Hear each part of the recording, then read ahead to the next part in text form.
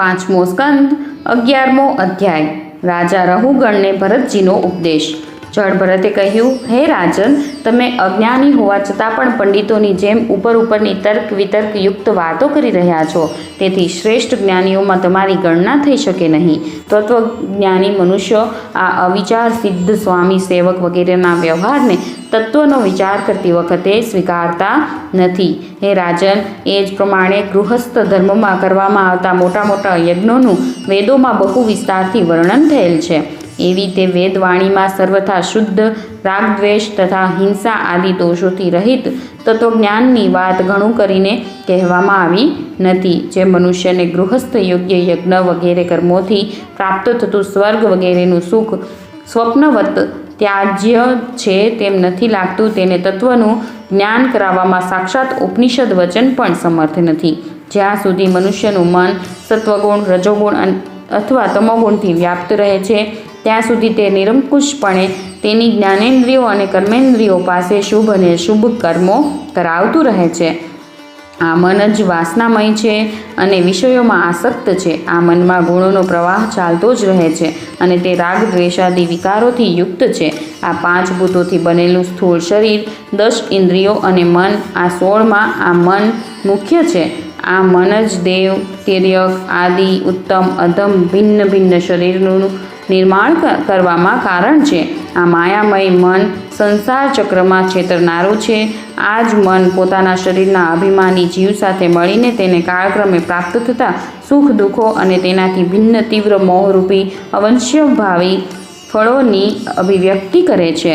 જ્યાં સુધી આ મન છે ત્યાં સુધી પ્રાપંચિક વ્યવહાર સદા આવિર્ભૂત થતો રહે છે। જાગ્રત અવસ્થાનો અને સ્વપ્નાવસ્થાનો વ્યવહાર પ્રકાશિત થાય છે, તેમાં ક્ષેત્રજ્ઞ સાક્ષી રૂપે છે। મન જ ગુણયુક્ત પ્રપંચમાં ફસાવનારું છે અને તે જ મન ગુણાતીત થવાથી ઉત્કૃષ્ટ મોક્ષનું પણ કારણ છે। આ પ્રમાણે સારી નરસિંહ યોનિ પ્રાપ્ત થવામાં મનને જ કારણ કહ્યું છે। વિષયાસક્ત મન જીવને સંસારના સંકટમાં નાખી દે છે। વિષય રહિત થયા પછી એ જ મન જીવને શાંતિમય મોક્ષપદની પ્રાપ્તિ કરાવી દે છે।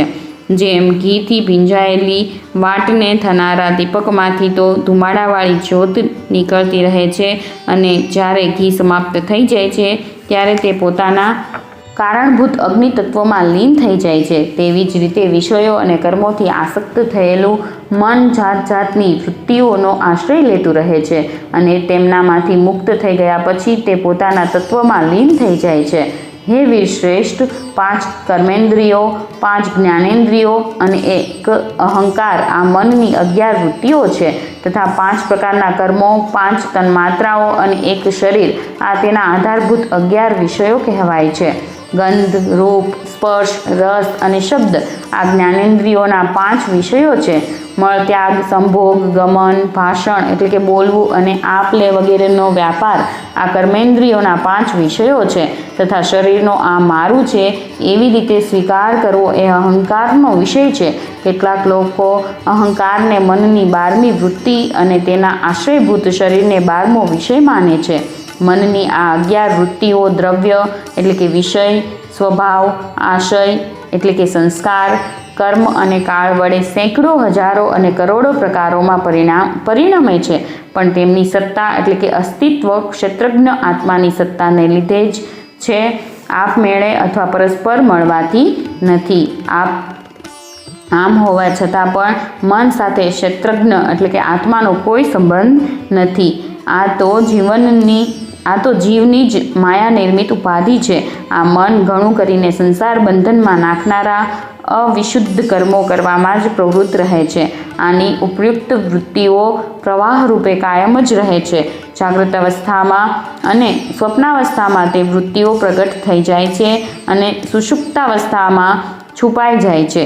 આ બંને અવસ્થામાં ક્ષેત્રજ્ઞ આત્મા કે જે વિશુદ્ધ ચિન્માત્ર છે તે મનની આ વૃત્તિઓને દ્રષ્ટા એટલે કે સાક્ષી રૂપે જોતો રહે છે। આ ક્ષેત્રજ્ઞ પરમ આત્મા સર્વવ્યાપક જગતનું આદિ કારણ, પરિપૂર્ણ અપરોક્ષ પ્રત્યક્ષ સ્વયં પ્રકાશ અજન્મા બ્રહ્મા વગેરેનો પણ નિયંતા અને પોતાને આધીન રહેનારી માયા વડે સૌના અંતઃકરણોમાં રહીને જીવોને પ્રેરિત કરનાર સમસ્ત ભૂત પ્રાણીઓના આશ્રયરૂપ ભગવાન વાસુદેવ છે. જેમ વાયુ સમસ્ત સ્થાવર જંગમ પ્રાણીઓમાં પ્રાણરૂપે પ્રવિષ્ટ થઈને તેમને પ્રેરિત કરતો રહે છે, તેવી જ રીતે તે પરમેશ્વર ભગવાન વાસુદેવ સર્વસાક્ષી આત્મ સ્વરૂપે આ સમગ્ર પ્રપંચમાં ઓતપ્રોત છે.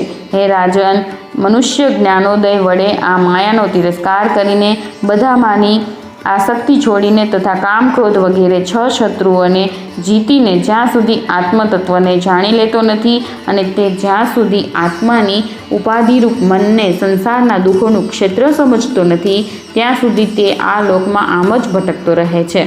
કારણ કે આ મન તેના શોક, મોહ, રોગ, રાગ, લોભ, વેર વગેરેના સંસ્કારોની તથા મમતાની વૃદ્ધિ કરતું રહે છે. આ તમારા ભાઈ જેવું ભાસતું મન જ તમારો મહાબળવાન શત્રુ છે. તમારાથી તેની ઉપેક્ષા થવાથી તેની શક્તિ વિશેષપણે વધી ગઈ છે. આ મન જોકે પોતે તો સર્વથા મિથ્યા છે, તો પણ એણે તમારા આત્મ સ્વરૂપને ઢાંકી રાખ્યું છે. તેથી તમે સાવધાન થઈને તેને શ્રી ગુરુ અને શ્રી હરિના ચરણોની ઉપાસના રૂપી અસ્ત્ર વડે મારી નાખો.